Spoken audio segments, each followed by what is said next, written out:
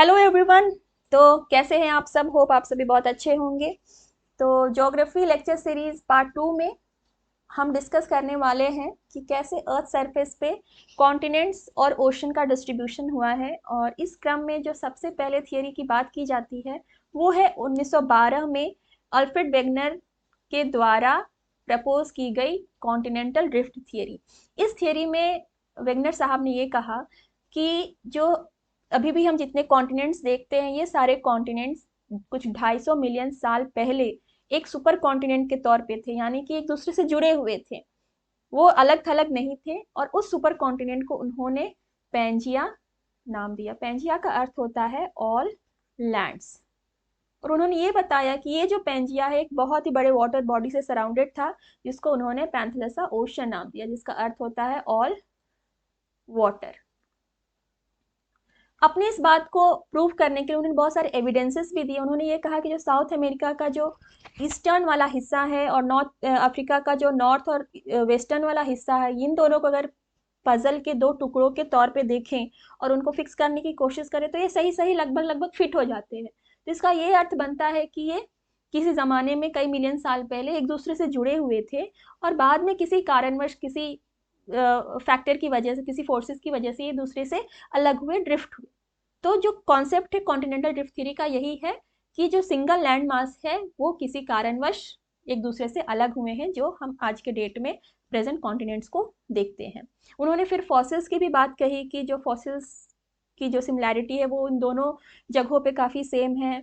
Animals के बारे में कहा कि जो एनिमल्स जो मिलते हैं दो लैंड्स पे उनमें भी सिमिलैरिटीज है। तो ये कैसे पॉसिबल है? इसका ये अर्थ है कि ये कभी एक ज़माने में एक दूसरे से जुड़े हुए होंगे। रॉक फॉर्मेशंस, रॉक के जो कॉम्पोजिशन है उनमें भी सिमिलैरिटीज। तो कुछ ऐसे उन्होंने एविडेंसेस देने की कोशिश की। फिर उन्होंने दो फोर्सेस की भी बात कही कि एक पोलर फ्लीइंग फोर्स होता है जो कि अर्थ के रोटेशन से पॉसिबल है। अर्थ के रोटेशन से सेंट्रीफ्यूगल फोर्स जनरेट होता है। हमारा अर्थ बल्जी है एट द इक्वेटर, इसलिए जो सेंट्रीफ्यूगल फोर्स का जो इफेक्ट है वो इक्वेटर पे सबसे ज़्यादा होगा। और उन्होंने ये कहा कि जो पैंजिया है उसका लोकेशन हमारे सदर्न पोल के अराउंड था और due to the polar fleeing force, due to the centrifugal force, ये पैंजिया ड्रिफ्ट होके इक्वेटर के आसपास वाले हिस्से में लोकेट होना शुरू हुआ। फिर उन्होंने ये भी बताया कि जो हमारा टाइडल फोर्स है, जो एक काइंड ऑफ ग्रेविटेशनल पुल है between sun, earth and moon, ये भी बहुत बड़ा रीज़न था अमेरिका को वेस्टवर्ड डायरेक्शन में ड्रिफ्ट करने के लिए। तो इन दो फोर्सेस की वजह से ये कॉन्टिनेंटल ड्रिफ्टिंग हुई, जो कि बाद में काफ़ी क्रिटिसाइज हुई, क्योंकि साइंटिस्ट ने ये कहा कि ये दो फोर्सेस इतने स्ट्रांग इनफ होते ही नहीं हैं कि वो किसी लैंड मास को ड्रिफ्ट कर दें, उनको अलग अलग कर दें। तो ये बहुत बड़ा क्रिटिसिज्म था। पर इतने क्रिटिसिज्म के बावजूद भी अल्फ्रेड वेगनर, जो कि जर्मनी से थे, मेट्रोलॉजिस्ट थे, उनकी इस थियोरी को हम एक पायनियर मानते हैं, एक बेस मानते हैं। तक क्योंकि इसी बेसिस पे जो जितनी भी थियरीज बनी आने वाले सालों में, वो इसका एक बेस बनाता है। क्योंकि अल्फ्रेड वेगनर ने जब तक ये नहीं कहा होता कि सारे लैंड एक दूसरे से जुड़े हुए होते, तब तक कोई स्टडी आगे ऐसे चलती ही नहीं, तब कोई ना प्लेट टेक्टोनिक्स का कोई जन्म भी नहीं होता। इसलिए अल्फ्रेड वेगनर की थियोरी को हम बेस मानते हैं for the genesis of plate tectonic. और ये एक अच्छा क्वेश्चन बन सकता है मेंस के पॉइंट ऑफ व्यू से, जिन्होंने ज्योग्राफी ऑप्शनल ले रखा है, कि how continental drift theory can be the base for the genesis of plate tectonic concept. Okay, देखिए इसे एक क्वेश्चन पूछ दिया गया था 67 बीपीएससी में, जो कैंसिल हो गया था। उसमें ये था कि कॉन्टिनेंटल ड्रिफ्ट थ्योरी किसने प्रपोज किया है? तो अल्फ्रेड वेगनर है। अब इसमें बाकी और भी सारे नाम हैं, इनके बारे में भी हम इस लेक्चर में डिस्कस कर लेंगे और आप ये जान पाएंगे कि ये जितने भी महापुरुष हैं ये सारे लोग भी किसी ना किसी तरीके से डिस्ट्रीब्यूशन ऑफ ओशन और डिस्ट्रीब्यूशन ऑफ कॉन्टिनेंट के कॉन्सेप्ट को प्रपोज करते हैं। इसी क्रम में देखिए कि एक डूटोइट है, अलेक्जेंडर डूटोइट। ये साउथ अफ्रीका से थे, जियोलॉजिस्ट थे। उन्होंने बहुत समर्थन दिया अल्फ्रेड वेगनर की इस थियोरी को। ऑल्दो ये बहुत क्रिटिसिज्म थे, पर उन्होंने सपोर्ट किया अल्फ्रेड वेगनर की कॉन्टिनेंटल थियोरी को। उन्होंने कहा कि हाँ ये पॉसिबल है कि सारे लैंड मास एक ज़माने में जुड़े हुए होंगे और बाद में किसी रीजन की वजह से ड्रिफ्ट हुए होंगे, अलग हुए होंगे। और उन्होंने ये बताया कि जो पैंजिया का ऊपरी हिस्सा है, जो नॉर्दर्न हिस्सा है, उसको उन्होंने लॉरेशिया नाम दिया डूटोइट ने। और उन्होंने ये बताया कि जो यूरोप रशिया वाला हिस्सा है, नॉर्थ अमेरिका वाला हिस्सा है, वो लॉरेशिया का पार्ट था, और जो सदर्न हिस्सा है पैंजिया का उसको उन्होंने गोंडवाना लैंड नाम दिया, जिसमें हमारा India, Australia, Antarctica, south America और अफ्रीका वाला हिस्सा आ जाता है। तो ये जो दो सुपर कॉन्टिनेंट के नामकरण की बात जो हुई, लॉरेशिया और गोंडवाना लैंड, वो मिस्टर डू टोइट ने दिया। तो ये दो चीज़ क्लियर हो गई कि कैसे ये रिलेटेड है थियरी से। अब बाकी हैरी हेस और जे विल्सन के बारे में भी हम आगे देख लेंगे। देन बहुत सारे क्रिटिसिज्म होने की वजह से अल्फ्रेड वेगनर की इस थियरी को ज़्यादा प्रचलन में नहीं रखा गया, किसी ने ज़्यादा माइंड नहीं किया, क्योंकि उसमें कोई साइंटिफिक बेस ही नहीं था। मियर ये कह देने से कि दो फोर्सेस की वजह से ड्रिफ्ट हो जाएगा, किसी ने विश्वास नहीं किया। लोगों को चाहिए था कि कोई साइंटिफिक प्रूफ हो, कुछ एक फुल फ्लेज वाली कोई सॉलिड कोई कारण बताए जिससे हम मान सके कि हाँ ऐसा ड्रिफ्टिंग हुआ होगा। इसी क्रम में आता है convection current theory by Arthur Holmes.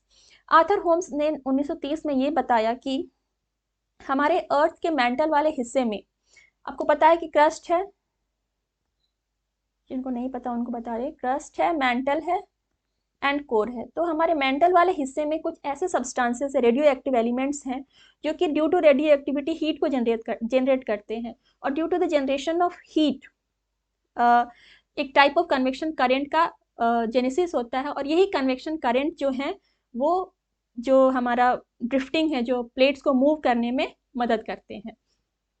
तो आर्थर होम्स की इस थियरी में कुछ ना कुछ साइंटिफिक फैक्टर थे, इसलिए लोगों ने इसको बहुत हद तक माना, और यही रीज़न था कि फिर आगे इसी बेसिस पे plate tectonic, sea floor spreading की जो थियरी आती है वो इसी बेसिस पे आती है। अब कन्वेक्शन करंट थियरी, करंट जो मैकेनिज्म है उसको आप इजीली समझ सकते हैं। कन्वेक्शन मैकेनिज्म जिस वजह से हमारा पानी गर्म होता है, कि कैसे ड्यू टू द फ्लूइड में जो हीट ट्रांसफ़र होता है उसकी वजह से, कन्वेक्शन मैकेनिज्म की वजह से पानी गर्म होता है, कि हमारा फ्लूइड गर्म होता है, फिर वो हीट ट्रांसफ़र करता है to the other fluid molecules, और इस कंटिन्यूस प्रोसेस में कन्वेक्शन करंट्स बनते हैं और पानी पूरा गर्म हो जाता है। तो सेम थिंग उस बेसिस पे आप इसको समझ सकते हैं कि मेंटल में due to the radioactivity heat generation होता है और वो कन्वेक्शन करंट को फॉर्म करते हैं। क्योंकि ये काफ़ी सतत है, रेगुलर है, इसलिए इसमें इतना फोर्स हो जाता है कि वो किसी कॉन्टिनेंटल लैंड मास को या किसी लैंड मास को मूव कर सकता है। क्लियर? ओके, जब हम क्रस्ट की बात करते हैं तो हमारे पास दो टाइप ऑफ क्रस्ट हो जाते हैं। ओके, मतलब क्रस्ट हमारा दो हिस्सों से बना है। कॉन्टिनेंटल क्रस्ट जो है जिसमें most of the continent situated है, ओशनिक क्रस्ट जिसमें ओशन मेजर पोर्शन बनता है। कॉन्टिनेंटल क्रस्ट में क्या है कि ये थिनर है, इसकी कैरेक्टरिस्टिक्स है, ये थिनर है, सॉरी ये थिकर है, ये थिकर है। कॉन्टिनेंटल क्रस्ट थिकर है, ओशनिक क्रस्ट जो है हमारा थिनर है, पतला है। पर डेंसिटी के मामले में ओशनिक क्रस्ट जो है वो हाई है, इसकी डेंसिटी हाई है, और इसकी डेंसिटी जो है वो लो है।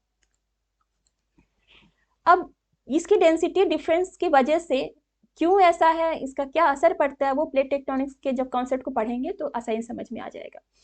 कॉन्टिनेंटल क्रस्ट थिकर इसलिए है due to the rock composition, क्योंकि ये ग्रेनाइट से बना होता है। ओशनिक क्रस्ट थिनर इसलिए है क्योंकि इसमें बेसाल्ट की मात्रा ज़्यादा होती है, तो इनके डिफरेंट जो रॉक कॉम्पोजिशन है, जो डिफरेंट मटेरियल से बनते हैं, उस वजह से इनमें इनकी थिकनेस में वेरिएशन आता है। पर डेंसिटी लो है कॉन्टिनेंटल क्रस्ट की, ओशनिक क्रस्ट जो है वो डेंसिटी इसकी हाई है।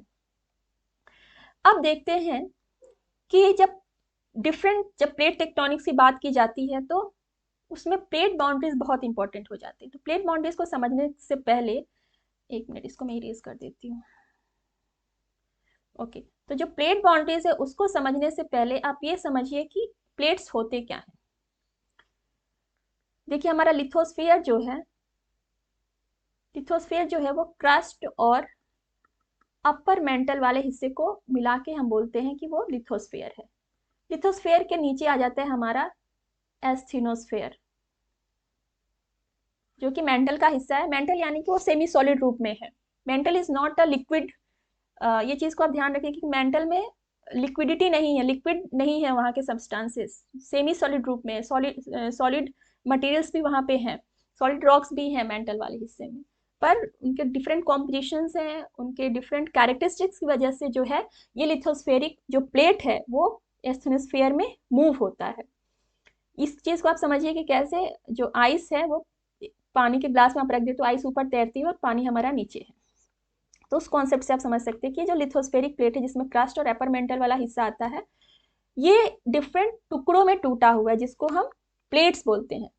और इन्हीं प्लेटों के बीच में जो डिफरेंट इंटरेक्शन होता है, टकराव होता है या डाइवर्जेंस होने की वजह से जो भी उसमें फॉर्मेशन होते हैं या जो भी इनस्टेबिलिटी आती है, उन सारी चीज़ों की कंबाइंड स्टडी को हम प्लेट टेक्टोनिक्स बोलते हैं।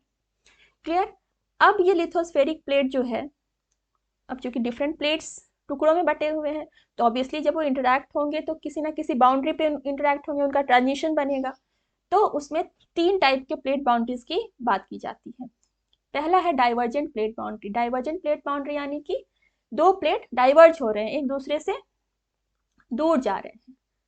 ये 2 प्लेट हैं, एक दूसरे से दूर जा रहे हैं, एस्थनोस्फेयर में ये तैर रहे हैं। तो जो हमारा हॉट मैग्मा है वो बाहर निकलने की कोशिश करता है, बाहर निकलेगा, कूल डाउन होगा, सॉलिडिफाई होगा, नया क्रस्ट बनाएगा। अब इसमें क्या हो रहा है कि जो 2 प्लेट हो रहे हैं ये पुराने हो गए, यहाँ तो नया बन गया, this is the newer one, और ये हमारा ओल्डर हो गया। ये फिर आसपास की किसी प्लेट से टकरा के फिर वहां पे उसका नया इंटरेक्शन होगा। तो उस क्रम में क्या होता है कि ओल्डर जो प्लेट्स हैं वो कहीं ना कहीं जाके सबडक्ट हो जाएंगे और फिर वो जाके मेंटल में सिंक हो जाते हैं, और यहाँ पे जो हमारा हॉट मैग्मा है वो बाहर निकल के फिर से एक नया क्रस्ट का जनरेशन कर देता है। तो इसी जो नया क्रस्ट का जो जनरेशन हो रहा है, अगर उसमें कंटिन्यूस अगर वो प्रोसेस चल रहा है तो फिर वो मिड ओशनिक रिज का निर्माण करता है। रिज इसलिए क्योंकि उसमें सर्टेन काइंड ऑफ एल्टीट्यूड होगा, थोड़ी सी हाइट होगी, और इसी वजह से मिड ओशनिक रिजेस को सबसे लंबा माउंटेन चेन बोलते हैं ऑन द अर्थ, और ये हमारे ओशन के अंदर में पाए जाते हैं मिड ओशनिक रिजेस। तो इसका निर्माण तभी होता है जब 2 प्लेट्स एक दूसरे से दूर जाते हैं, वो गैप क्रिएट करते हैं, मैग्मा बाहर निकलता है, सॉलिडिफाई होता है और मिड ओशनिक रिजेस का निर्माण करता है। तो इस क्रम में क्या हो रहा है कि जो ओशनिक क्रस्ट है वो एक दूसरे से दूर जा रहे हैं और नया ओशनिक क्रस्ट भी बन रहा है। इसलिए ओशनिक क्रस्ट को हम यंगर क्रस्ट बोलते हैं। ओके, अगर कोई पूछे कि ओशनिक क्रस्ट क्यों यंगर है, तो क्योंकि उसका जनरेशन न्यूअर है, वो नया बनते जाता है, उसमें रीजनरेशन होते रहता है। कॉन्टिनेंटल क्रस्ट में ऐसी बात नहीं है, इसलिए ओशनिक क्रस्ट को यंगर क्रस्ट भी बोलते हैं, क्योंकि डाइवर्जेंस होने की वजह से इसमें जो मैग्मा है वो बाहर निकल रहा है और सॉलिडिफिकेशन हो रहा है। तो यही जो कॉन्सेप्ट है उसको सी फ्लोर स्प्रेडिंग कॉन्सेप्ट के नाम से जानते हैं, जो प्रपोज किया गया था बाय हैरी हैमंड हेस 1962 में, कि कैसे हमारा जो ओशनिक फ्लोर है वो स्प्रेड हो रहा है और फिर से नया ओशनिक क्रस्ट बन रहा है। क्लियर? अब चूंकि ये नया हमारा लावा का वोल्केनिक इरप्शन हो रहा है इस एरिया में, वोल्केनिक इरप्शन की वजह से ही जो हमारा मैग्मा है वो सेडिमेंट होगा। तो इस वजह से ये जो एरिया है, जो डाइवर्जेंट प्लेट बाउंड्री वाला जो एरिया है, वो वोल्केनिक एक्टिविटी के टर्म्स में बहुत ज़्यादा इनस्टेबल है। वहाँ पे वोल्केनिक एक्टिविटी बहुत ज़्यादा देखी जा सकती है, अर्थक्वेक भी फील किए जा सकते हैं। अब आता है कन्वर्जेंट प्लेट बाउंड्री। एक और चीज़, डाइवर्जेंट प्लेट बाउंड्री में चूंकि कंस्ट्रक्शन हो रहा है, एक नया क्रस्ट बन रहा है, मिड ओशनिक रिजेस बन रहे हैं, इसलिए डाइवर्जेंट प्लेट बाउंड्री को हम कंस्ट्रक्टिव प्लेट बाउंड्री भी बोलते हैं। इसका दूसरा नाम है कंस्ट्रक्टिव प्लेट बाउंड्री भी बोलते हैं। नेक्स्ट है convergent plate boundary. Convergent plate boundary में क्या होता है, इसमें 2 कंडीशन होते हैं, या तो कॉन्टिनेंटल क्रस्ट और कॉन्टिनेंटल क्रस्ट एक दूसरे से टकराएं। कन्वर्जेंट में क्या है कि 2 प्लेट्स समीप आ रहे हैं, टकराव हो रहा है, एक दूसरे के नजदीक आ रहे हैं। तो 2 कंडीशन बनती है कि या तो कॉन्टिनेंटल क्रस्ट एक दूसरे से टकराएं। तो जब टकराएंगे तो क्या होगा कि बहुत ज़्यादा फोर्स जनरेट होगा और वहाँ के क्रस्ट में फोल्डिंग क्रिएट हो जाएगी, और ये जो इंटरैक्शन है, जो कन्वर्जेंस है, जो टकराव हो, जितना इमेंस होगा उतनी ही हाइट बनेगी उधर के माउंटेन की। इसलिए जो अर्थ सरफेस पे जितने भी हाई माउंटेन हम देखते हैं, हाई एल्टीट्यूड वाले माउंटेन देखते हैं, वो इसी फोल्डिंग का नतीजा है। और वो फोल्डिंग क्यों हुई है, ये कन्वर्जेंट प्लेट बाउंड्री की वजह से हुई है, ये कन्वर्जेंस ऑफ प्लेट्स की वजह से हुई है। ठीक है, और ये तभी पॉसिबल है जब 2 कॉन्टिनेंटल प्लेट्स टकराएंगे। ठीक है, और जितना ये रेगुलर होगा, ये इंटरेक्शन, जितना रेगुलर ये टकराव होगा उतनी ही उस माउंटेन की हाइट बनेगी। तो जो माउंटेन बिल्डिंग है वो इससे रिलेटेड है। माउंटेन बिल्डिंग को हम ओरोजेनी भी बोलते हैं। आप समहाउ इस टर्म्स को फेस कर सकते हैं। Orogeny means mountain building. Then दूसरा कॉन्सेप्ट बनता है हमारा कॉन्टिनेंटल क्रस्ट और ओशनिक क्रस्ट के बीच में टकराव। तो कॉन्टिनेंटल क्रस्ट आपको पता है कि इसकी डेंसिटी लो है, ओशनिक क्रस्ट की जो डेंसिटी है हाई है। तो इस पिक्चर में देखिए ओशनिक क्रस्ट और इधर कॉन्टिनेंटल क्रस्ट है, ठीक है। कॉन्टिनेंटल क्रस्ट जब हाई डेंसिटी होने की वजह से ये सबडक्ट हो जाता है क्योंकि वो डेंसर है, और कॉन्टिनेंटल क्रस्ट इसके ऊपर ओवरराइड हो रहा है। पर जब ये सबडक्ट हो रहा है तो इसके बीच में एक जोन बन जाता है, सबडक्शन जोन, और वहां से हम देख रहे हैं कि लावा का उद्गम हो रहा है। ये लावा हमारा निकल रहा है, सॉरी मैग्मा निकल रहा है और वोल्केनिक इरप्शन हो रहा है। और यहाँ पे एक सर्टेन काइंड ऑफ गैप बन जाता है जिसको हम बोलते हैं ट्रेंच, खाई, गर्त। तो आपने देखा होगा कि जो सुंडा ट्रेंच के बारे में जो क्वेश्चन पूछा गया था एग्जाम में, और जितने भी रिंग ऑफ फायर में जितने भी ट्रेंचेस अवेलेबल हैं वो सारे इसी कन्वर्जेंट प्लेट बाउंड्री के इर्द गिर्द ही हैं, क्योंकि वहाँ पे ओशनिक क्रस्ट और कॉन्टिनेंटल क्रस्ट टकरा रहे हैं और वोल्केनिक इरप्शन हो रहा है और ओशनिक क्रस्ट सबडक्ट हो रहा है, और इस वजह से वहाँ पे एक खाई का निर्माण हो रहा है, एक ट्रेंच का निर्माण हो रहा है। तो ऐसे दो कंडीशन बनते हैं कन्वर्जेंट प्लेट बाउंड्री में। अब देखिए इसमें क्या हो रहा है कि हमारा ओशनिक क्रस्ट तो डिस्ट्रॉय हो जा रहा है, वो तो फिर से मैग्मा वाले हमारे मेंटल वाले पोर्शन में जाके मेल्ट हो जा रहा है।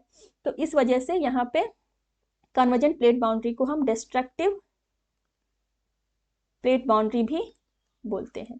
हमारा डाइवर्जेंट हो गया कंस्ट्रक्टिव, कन्वर्जेंट हो गया डिस्ट्रक्टिव प्लेट बाउंड्री। ओके, तो ये चीजें हैं। अब देखिए कि जितना भी आप अगर न्यूज में आप कोई भी अर्थक्वेक देख ले या कोई भी वोल्केनिक इरप्शन देख ले, तो आप देखेंगे कि ये सारे इनका जो लोकेशन है वो किसी ना किसी इन दो प्लेट बाउंड्रीज के ही आसपास है, क्योंकि जब इन दो प्लेटों के बीच इंटरेक्शन हो रहा है तो ये इनस्टेबिलिटी को जनरेट करते हैं। वो जोन काफी इनस्टेबल हो जाता है, वो ऐसे रास्ता निकालता है जहां से मैग्मा बाहर निकल पाए, और इस वजह से वोल्केनो या अर्थक्वेक की संभावना हो जाती है।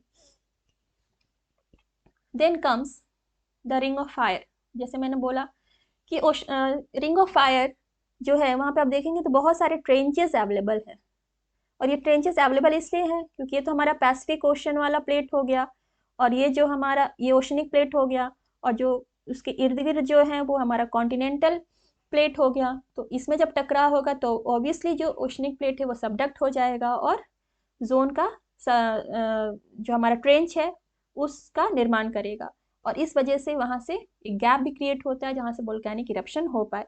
इसलिए ये वाला जो हिस्सा है रिंग ऑफ फायर, वहां पे वोल्केनिज्म, जो वोल्केनिक एक्टिविटी है, वोल्केनिक इरप्शन है, बहुत ही प्रोमिनेंट है और बहुत ही वायलेंट भी है। ये हिस्सा बहुत ही अनस्टेबल है on the surface of earth. अब ट्रेंचेस क्यों अवेलेबल है ये भी आपको समझ में आ गया, क्यों कि जो मेजर पोर्शन है वो हमारा ओशनिक क्रस्ट का है और उसके सराउंडिंग में कॉन्टिनेंटल प्लेट है, और हमारा जो ओशनिक प्लेट है वो सबडक्ट हो जाता है, इसलिए वहाँ पे ट्रेंचेस बहुत भारी मात्रा में मिलते हैं। देन एक अगला भी प्लेट बाउंड्री की बात कही जाती है कि ट्रांसफॉर्म प्लेट बाउंड्री। इसमें क्या होता है कि इंटरेक्शन तो होता है, पर उस इंटरेक्शन में दो प्लेट्स एक दूसरे के ऊपर स्लाइड ओवर कर जाते हैं, और ना ही टकरा के ना ही कुछ माउंटेन बनाएंगे, ना कुछ बनाएंगे, ना ही कुछ डिस्ट्रक्शन होगा, बल्कि एक दूसरे के ऊपर जस्ट राइड ओवर कर जाते हैं, और इस वजह से फॉल्ट बन जाते हैं, एक दरार बन जाएगी।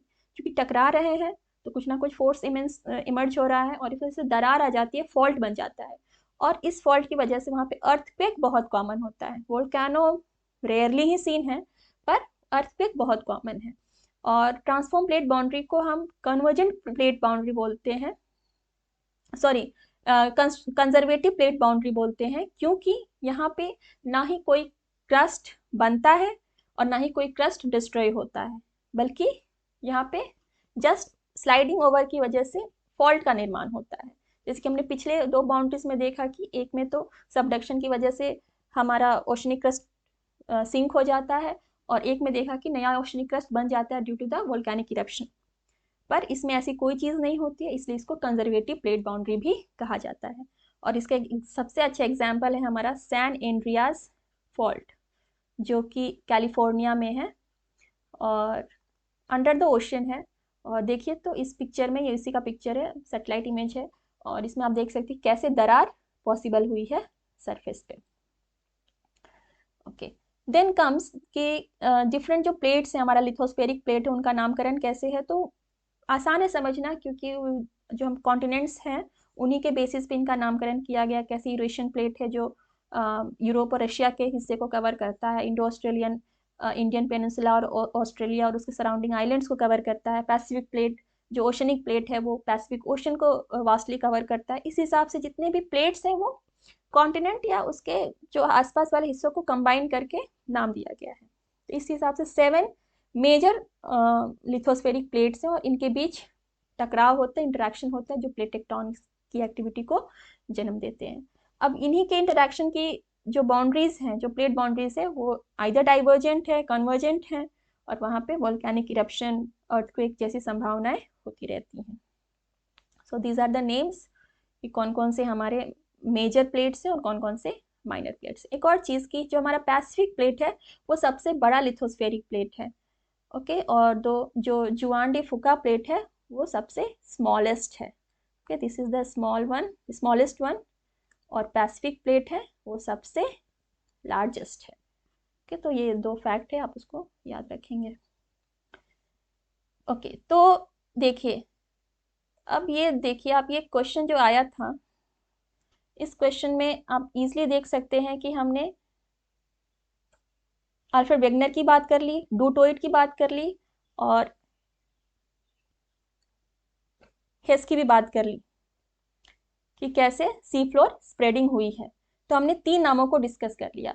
अब एक लास्ट बचा है जे विल्सन। एक्चुअली ये जे विल्सन नहीं, जेटी विल्सन है, नाम गलत है, ये जेटी विल्सन है। तो इनके बारे में भी हम अभी देख लेते हैं।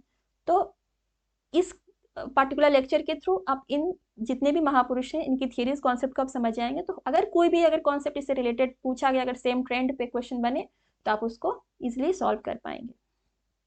ओके, तो अब बताइए कि ये जो प्लेट बाउंड्रीज हैं, ये जितने भी प्लेट बाउंड्रीज है वो इनस्टेबल हैं। वहाँ से अर्थक्वेक, वोल्केनिक इरप्शन, ये सब होते रहता है, और जितने भी वोल्केनिक एक्टिविटीज देखी जाती हैं वो इन प्लेट बाउंड्रीज पे ही होती हैं। क्लियर है। पर क्या आपको पता है कि जो हवाईयन आइलैंड है वो भी तो बहुत ज़्यादा वोल्केनिकली मीन्स वोल्केनिक इरप्शन के टर्म्स में, वोल्केनिक एक्टिविटी के टर्म्स में बहुत ज़्यादा वायलेंट है, और बहुत कॉमन है वहाँ पे वोल्केनिक इरप्शन। पर क्या वो ये जो हमारा हवाईयन आइलैंड है वो क्या किया किसी प्लेट बाउंड्रीज पे स्थित है क्या? बिल्कुल भी नहीं स्थित है। वो तो इस प्लेट के, जो हमारा पैसिफिक प्लेट है, उसके बीचों बीच कहीं स्थित है। फिर भी ये क्यों यहाँ पे वोल्केनिक एक्टिविटी इतनी ज़्यादा पॉसिबल है? ये एक अच्छा क्वेश्चन है। तो इसका रीज़न है, और इस कॉन्सेप्ट को हम इस कॉन्सेप्ट को दिया था कैनेडियन जियोफिजिस्ट ने, जे टूजो विल्सन इन 1963। सो जेटी विल्सन ने 1963 में ये कहा कि हमारे जो अर्थ का जो मेंटल वाला हिस्सा है, जो जोन है, वहाँ पे कुछ सर्टेन एरियाज हैं, कुछ सर्टेन फिक्स स्पॉट्स हैं जहाँ से मैग्मा का जो इरप्शन है वो होता रहता है। वो एरिया फिक्स है। वैसे हमारा मेंटल में ऐसा नहीं है कि सारे जगहों पे फिक्स स्पॉट्स मिलेंगे, ऐसा नहीं है। पर कुछ हिस्से ऐसे हैं जहाँ से रेगुलर इंटरवल पे मैग्मा का जो इरप्शन है वो होता रहता है। तो यही बात है कि ये जो फिक्स स्पॉट है वो हवाईयन आइलैंड के नीचे स्थित है, नीचे वाले जो मेंटल वाला जोन है वहाँ पे स्थित है। अब इस साइड से मैग्मा बाहर निकल रहा है, और अगर कोई क्रिस्टल फॉल्ट है या कुछ वहाँ पे दरार है, उसको कुछ वे मिल गया बाहर निकलने का, तो वो वहाँ से बाहर निकल के इरप्शन होके वहाँ पे वो वोल्केनिक आइलैंड का निर्माण कर देता है। सो यही रीज़न है कि जो हॉट स्पॉट वोल्केनोज हैं, या जो हमारा सबसे बेसिक एग्जाम्पल जो हमारा हवाई आइलैंड्स है, वो इसी हॉट स्पॉट, जो फिक्स हॉट स्पॉट लोकेशन है with in the earth mental, उस वजह से इसका जेनेसिस हुआ है। तो हमारा जो हवाईयन आइलैंड है वो हॉट स्पॉट जो लोकेशन है उसकी वजह से बने हैं, और इस थियरी को उन्होंने हॉट स्पॉट थियरी के नाम से बताया। तो ये जो हॉट स्पॉट है बिलो द अर्थ मेंटल, वो फिक्स है, वो मूव नहीं होगा, वो जैसा है वैसा ही रहेगा। और पर एक चीज तो आपने नोटिस की होगी कि जो हवाईयन आइलैंड है वो एक चेन के तौर पे है, छोटे छोटे आइलैंड्स ऐसे चेन के तौर पे बने हुए हैं। तो ये कैसे पॉसिबल है? ये तो आपने बताया कि फिक्स स्पॉट है, तो एक ही जगह ये हमारा हवाईयन आइलैंड बनेगा ना, फिर ये चेन ऑफ आइलैंड्स क्यों बना हुआ है? हवाईयन आइलैंड वोल्केनिक आइलैंड है, ओके। तो इसमें क्या होता है कि ये रहा हमारा मैंटल वाला हिस्सा, यहाँ से हमारा मैग्मा बाहर निकला, सोलिडिफाई हुआ, वोल्केनिक आइलैंड का निर्माण किया। ठीक है, ये वोल्केनिक आइलैंड किसी ना किसी प्लेट पे ही स्थित है, किसी ना किसी लिथोस्फेरिक प्लेट पे स्थित है। और ये लिथोस्फेरिक तो प्लेट तो मूवमेंट में है, उनमें मूवमेंट होते रहता है। तो क्या होगा कि ये हिस्सा तो फिक्स है, मेंटल वाला हिस्सा जो हॉट स्पॉट है वो तो फिक्स है, और ये प्लेट मूवमेंट में है। तो आफ्टर सॉलिडिफिकेशन, और चूंकि ये मूवमेंट में है प्लेट, तो ये तो मूव होगा, और मूव होने की वजह से जो ये हमारा वोल्केनिक आइलैंड बना वो भी मूव हो जाता है। तो अब इसका जो पोजीशन यहाँ था वो यहाँ से हट के अब यहाँ हो गया, और ये वाला हिस्सा अब खाली हो जाता है। अब कुछ समय बाद फिर क्या होगा कि फिर से मेंटल से हमारा मैग्मा इरप्शन हो रहा है, और फिर एक नया यहाँ पे वोल्केनिक आइलैंड बना। फिर कुछ समय बाद चूंकि प्लेट मोशन में हो, तो ये ऐसा नहीं है कि कुछ 100-200 साल में, ये लंबा समय लेता है, मिलियन ईयर्स लेते हैं ऐसा संभव होने के लिए। और फिर यहाँ पे ये जो हमारा जो नया बना वो फिर शिफ्ट होके उसकी पोजीशन फिर यहाँ पे चेंज हो जाती है, फिर ये खाली होता है, फिर इस वजह से ये चेन ऑफ वोल्केनोस बनते हैं। और यही रीज़न है कि हमारा हवाईयन आइलैंड जो है वो चेन ऑफ वोल्केनिक आइलैंड है। ठीक है, तो क्लियर आई थिंक। तो हवाईयन आइलैंड का जो विशेष जो लोकेशन है और उसमें वोल्केनिक एक्टिविटी क्यों इतनी पॉसिबल है, वो due to this fix hot spot location within the earth mantle. Okay, और जो चेन क्यों है, due to the shifting, due to the movement of Pacific plate. Clear? Okay, अब हम कुछ टाइप्स ऑफ वोल्केनोस पढ़ लेते हैं, जब वोल्केनिक एक्टिविटीज के बारे में इतना डिस्कस किया ही है। तो शील्ड वोल्केनोस जो होते हैं वहाँ पे लो विस्कोसिटी होने की वजह से जो लावा इरप्शन होता है उसकी विस्कोसिटी कम होने की वजह से वो बहुत आसानी से फैल जाता है आसपास वाले हिस्से में। इसलिए वहाँ पे जो गुंबद नुमा या कहे तो एक तरह का एल्टीट्यूड, हमें हाइट देखने को नहीं मिलती है, इसलिए इसको शील्ड वोल्केनो बोलते हैं। डोम वोल्केनो में क्या होता है कि लावा में विस्कोसिटी ज़्यादा है, तो वो ज़्यादा दूर तक फैल नहीं पाता। फैल नहीं पाने की वजह से वो जो वेंट है जहाँ से लावा बाहर निकला उस एरिया में वो जमा हो जाता है, और जमा होने से वहाँ पे एक माउंट लाइक स्ट्रक्चर बन जाता है, एक डोम बन जाता है, गुंबद बन जाती है, जिसको हम डोम वोल्केनो बोलते हैं। एक और चीज़ है कि शील्ड वोल्केनो में जो हमारा मैग्मा का सप्लाई रेट है वो सबसे ज़्यादा होता है। ये मैग्मा का सप्लाई रेट बहुत हाई है शील्ड वोल्केनो वाले केस में। कैल्डेरा वोल्केनो में क्या होता है कि एक सर्टेन मैग्मा चैम्बर से हमारा मैग्मा निकल रहा है, वो एक सर्टेन प्रेशर की वजह से बाहर निकल रहा है, एक सपोर्ट होता है उनको बाहर निकलने के लिए। और जब एक बारी लावा इरप्शन हो गया, तो वो सपोर्ट सिस्टम जो उनका प्रेशर है वो टूट जाता है। तो जो इरप्शन हुआ, इरप्शन के बाद जो हमारा जो माउंटेन है या जो जहाँ से लावा इरप्शन हुआ वो सडनली कोलैप्स हो जाता है, सडनली नीचे धंस जाता है, क्योंकि वो प्रेशर तो उनका खत्म हो गया। इस वजह से एक ऐसे गड्ढा टाइप का स्ट्रक्चर बन जाता है जिसको हम बोलते हैं कैल्डेरा। तो ये हो गया हमारा कैल्डेरा वोल्केनो। कंपोजिट वोल्केनो को स्ट्रैटो वोल्केनो भी बोलते हैं, इसलिए क्योंकि इसमें डिफरेंट लेयर्स होते हैं, कि जैसे कि रॉक फ्रैगमेंट्स हो गए या टेफ्राज हो गए या एशेस, धीरे धीरे वो कूल डाउन होकर सोलिडिफाई होकर वो डिफरेंट लेयर्स बना देते हैं, और ड्यू टू दिस लेयर्स इसको कंपोजिट वोल्केनो बोलते हैं। तो माउना किया, माउना लोया, माउंट किलुआ, ये सब हमारे हवाईयन आइलैंड्स के वोल्केनोस हैं, और ये शील्ड वोल्केनोस का एग्जाम्पल है। तो Hawaiian island is the best example of shield volcano. वहाँ पे ज़्यादा हाइट नहीं मिलती है, छितरे हुए हैं वहाँ के वोल्केनिक आइलैंड्स। देन हमारे इंडिया में एक ही एक्टिव वोल्केनो है, और वो अंडमान निकोबार में अवस्थित है, जिसको हम बैरन वोल्केनो बोलते हैं। तो बैरन वोल्केनो की वजह से हमारा Andaman Nicobar islands, means volcanic activities की वजह से हमारा अंडमान निकोबार आइलैंड्स बना है। तो ये दो डिफरेंट चीज़ें हैं दो आइलैंड्स के बीच में, कि हमारा अंडमान निकोबार जो आइलैंड है वो वोल्केनिक आइलैंड है, पर जो हमारा लक्षद्वीप आइलैंड है वो वोल्केनिक आइलैंड नहीं है, वो कोरल रीफ की वजह से बना हुआ आइलैंड है। तो ये दो आइलैंड्स के बीच की जो डिफ्रेंसिएशन है वो चीज़ को आप समझिए। देन वोल्केनिक लैंडफॉर्म्स, तो लावा का जो उद्गम हो जाता है, लावा जब इरप्शन हो जाता है तो वो इग्नियस रॉक बनाता है। अगर यही लावा सरफेस पे सॉलिडिफाई होके ये हो गया तो उसको हम वोल्केनिक रॉक्स भी बोलते हैं, कूल डाउन हो गया। और यदि यही लावा सरफेस पे ना निकल के क्रिस्टल वाले पोर्शन में ही जमा हो गया और फिर वहाँ पे रॉक्स का निर्माण कर रहा है तो उसको हम प्लूटोनिक रॉक्स बोलते हैं। तो प्लूटोनिक रॉक्स जो हैं वही इंट्रूसिव वोल्केनिक लैंडफॉर्म्स कहलाते हैं। अब इंट्रूसिव वोल्केनिक लैंडफॉर्म्स में बहुत अलग अलग नाम हैं जिसको हम समझ लेते हैं इस पिक्चर के थ्रू।